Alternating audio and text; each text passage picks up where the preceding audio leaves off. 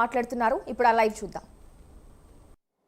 ఆ రోజు మాకు ఇట్లాంటి ఎమర్జెన్సీ లాంటిది వద్దని దేశం డిక్లేర్ చేసింది. ఈరోజు ఉన్నది పరిస్థితి ఏంటంటే నేను ఇంతకుముందు అన్నట్టు ఎవ్రీథింగ్ ఈజ్ ఇంటాక్ట్. ఎక్కడ ఏ చట్టాన్ని తప్పిస్తున్నట్లేదు. పైగా మరింత మెరుగైన చట్టాలు వచ్చినాయి అనుకుంటాం. అన్ని సెక్షన్లు ఉన్నాయి, చట్టాలు ఉన్నాయి, న్యాయస్థానాలు ఉన్నాయి, రాజ్యాంగం ఉంది, ప్రజాస్వామ్యం ఉంది. ప్రజాస్వామ్యబద్ధంగా ఎన్నుకోబడినామనుకునే ప్రభుత్వం ఉంది. మరి ఈ ఏడాదిలో ఆంధ్రప్రదేశ్లో ఏం జరిగింది అని అంటే ప్రభుత్వ యంత్రాంగం, అందులోనూ ముఖ్యంగా కొట్టొచ్చినట్టు కనపడే పోలీసు, మిగిలిన అన్ని వ్యవహారాల్లో అడ్మినిస్ట్రేషన్ అనేది ఇండైరెక్ట్ కనపడుతుంది, ఇది డైరెక్ట్. ఎందుకంటే వీళ్ళు శాంతి భద్రతలను కాపాడాలి.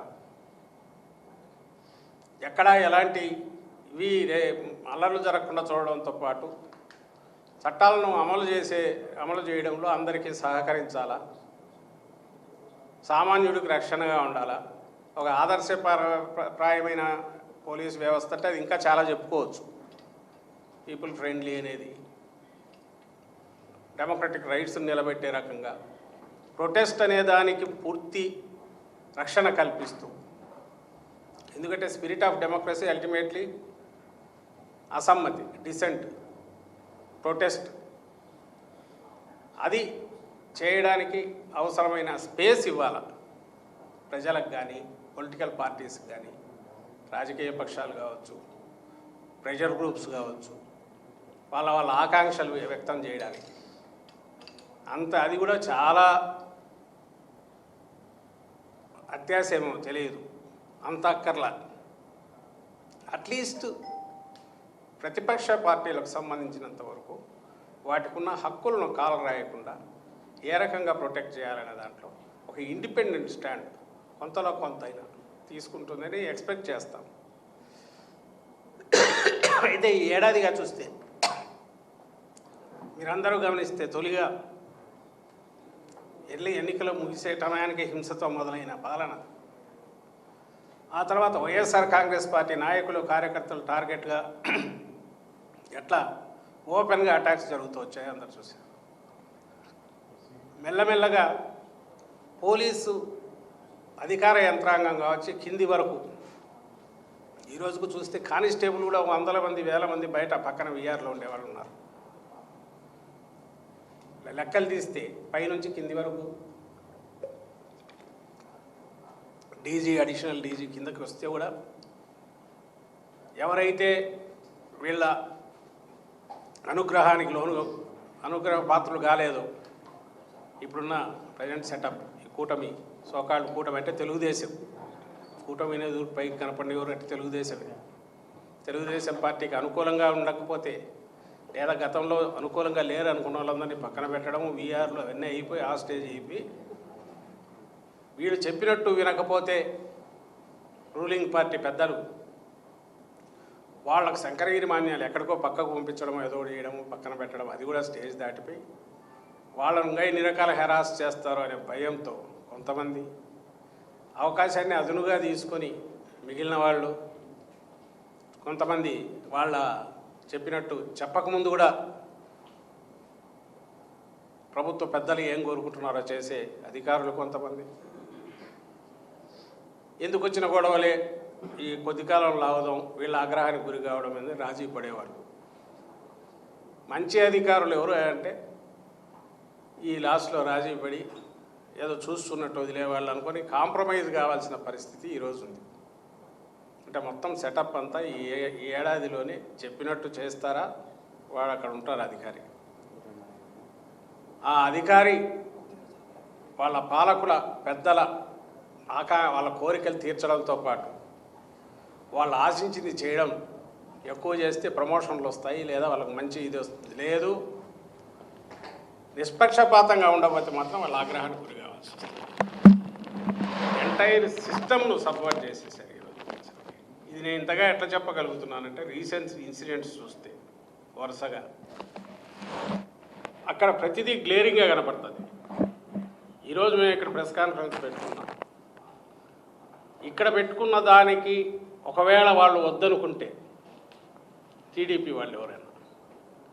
పోలీసు ఏం చేస్తుందయ్యా అంటే, నువ్వు ఇక్కడ పెట్టుకోవద్దు ప్రెస్ కాన్ఫరెన్స్, 2 రోజులు వాయిదా వేసుకో అంటుంది. యాక్చువల్ నా షెడ్యూల్డ్ ప్రోగ్రాం నేను నిర్వహించుకోవడానికి కూడా అవకాశం లేదు, ఎవరు టీడీపీ వాళ్ళు ఒప్పుకోకపోతే. వాడు ఒప్పుకోడు. అసలు వైఎస్ఆర్సీపీనే ఉండొద్దని చంద్రబాబు నాయుడు కోరుకుంటే, భూస్థాపితం చేయాలి చంద్రబాబు కోరుకుంటే, తెలుగుదేశం పార్టీ వాళ్ళు కానీ, ఆ నాయకులు కానీ, చంద్రబాబు నాయుడు కానీ ఎందుకు కోరుకుంటారు? వాళ్ళు కోరుకోరు కాబట్టి పోలీసు ఏం చేస్తారంటే, ఇక్కడ మీద అటాక్ చేస్తే దాన్ని ప్రొటెక్ట్ చేస్తారు. మంచి పోలీస్ అయితే బుజ్జగిస్తాడు, వైఎస్ఆర్సీపీ వాళ్ళు వద్దులేండి ఎందుకు గొడవ పెట్టుకుంటారు, మీరు పోతే సరిపోతుంది కదా, 2 రోజులు ఓపిక పట్టండి, ఏం చేయాలి అట్లుంది కాలం అంటారు. వాడు కొంచెం ముందే ముదురు అయితేనో, లేక వాళ్ళు చెప్పకముందే వాళ్ళ ప్రశంసలు కావాలనుకునేవాడు, వాళ్ళని ప్రసన్నం చేసుకోవాలంటే దూకుడుగా కూడా బిహేవ్ చేయొచ్చు. ఇది జరుగుతున్న పరిస్థితి. ఇది మీకు ఎక్కడ చూసినా కనపడుతుంది, ఏ ఇన్సిడెంట్లో చూసినా. లేటెస్ట్ నిన్న గుడివాడది. ఇప్పుడు ఇక్కడ ఉన్న రాము మన పెడన ఇన్ఛార్జి మొన్న పోటీ చేశారు వైఎస్ఆర్ కాంగ్రెస్ పార్టీ తరపు నుంచి. అక్కడ పెడన కాన్స్టిట్యున్సీ నుంచి పోటీ చేశారు. ఈయన భార్య హారికమ్మ, ఆమె మన జెడ్పీ చైర్పర్సన్, ఉమ్మడి కృష్ణా జిల్లా జెడ్పీ చైర్పర్సన్. అంటే ఫస్ట్ సిటిజన్ అంటారు ఉమ్మడి జిల్లా, ఇప్పుడే డివైడెడ్ డిస్ట్రిక్ట్గా కాదు, ఉమ్మడి కృష్ణా జిల్లా. పోనీ ఆమె ఎవరి మీద అటాక్ బయలుదేరిందా? కాదు. ఆమె పెడన ఇన్ఛార్జి తన భర్త రాముతో కలిసి గుడివాడలో పెట్టిన, అసెంబ్లీ స్థాయిలో పెట్టిన వైఎస్ఆర్ కాంగ్రెస్ పార్టీ కార్యక్రమానికి వెళ్తుంది. వైఎస్ఆర్ కాంగ్రెస్ పార్టీ కార్యక్రమం ఏమన్నా రెచ్చగొట్టి అందరినీ కొడుతుందా? కాదు. ముందే డిక్లేర్ చేసి స్టేట్ వైడ్ జరుగుతున్న ప్రోగ్రాంలో పార్ట్గా చంద్రబాబు ఇప్పుడు ప్రభుత్వ మోసాలను గురించి ఎత్తి చూపుతా ఒక నియోజకవర్గ స్థాయి మీటింగ్ అది జరుగుతున్నది ఒక హాల్లో, ఒక ఫంక్షన్ హాల్, అంతేనా? ఫంక్షన్ హాల్, గుడివాడలో ఫంక్షన్ హాల్. ఎవరైనా ఏమి ఎక్స్పెక్ట్ చేస్తాం? మన ఇంట్లో పెళ్లి జరుగుతుంటే మనకు సంబంధించి మనకు ఎవడన్నా అడ్డం కలిగిస్తా అంటే పోలీసు అనేవాడు ప్రొటెక్షన్ ఇస్తాడు. మన ఫంక్షన్ సజావుగా జరిగేట్టు చూస్తారు. మనం ఎక్కడన్నా బయటికి పోయి ఎవరి మీద ఏదైనా చేయబోతే ఎస్ ఎక్కడికి వస్తారా, మీరు అనుకున్నది ఏంటి, ఏం చేస్తున్నారని అడగచ్చు.